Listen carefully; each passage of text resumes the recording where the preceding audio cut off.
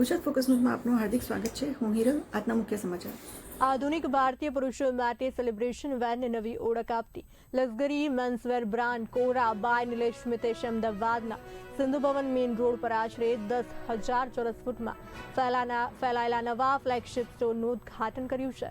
સ્ટોરમાં kurta, sherwani, indo western, Jodhpuri suit, tuxedo અને બંધ ગલા સહિતનું વિશાળ સેલિબ્રેશન વેર કલેક્શન ઉપલબ્ધ છે।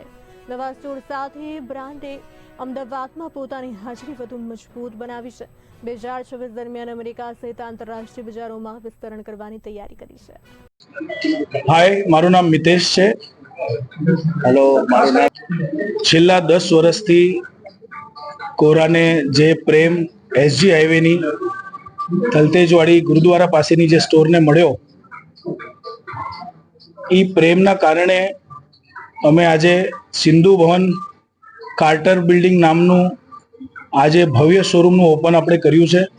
છેલ્લા 10 વર્ષના પ્રેમે અમને અતિ કોન્ફિડન્સ, ઉત્સાહ અને આ નવી એક્સપિરિયન્સ જે હવે આપણે આપી રહ્યા છીએ સિંધુ ભવન ઉપર, એ આજે આપણે અહીંયા જોશું।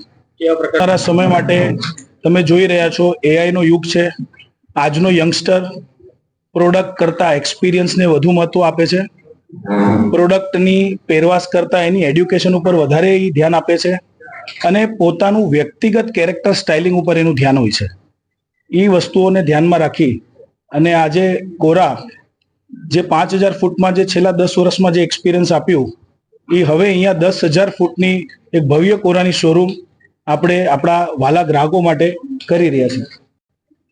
આ ઇન્ડિયાનું લાર્જેસ્ટ સ્ટોર છે કોરાનું, અને અહીંયા નિલેશ મિતેશ ઇન્ડિયા જે અમારું પ્રાઇવેટ લેબલ છે, જે આજ સુધી અમુક જ ઇન્ડિયાની ઘણી ચૂણી પ્રાઇવેટ ફેમિલીઝ માટે અમે જ્યારે પ્રાઇવેટલી અટેન્ડ કરતા હતા, એ કલેક્શન અમે નિલેશ મિતેશ ઇન્ડિયાનું અહીંયા સિંધુ ભવન સ્ટોર ઉપર અમે લોન્ચ કર્યું છે।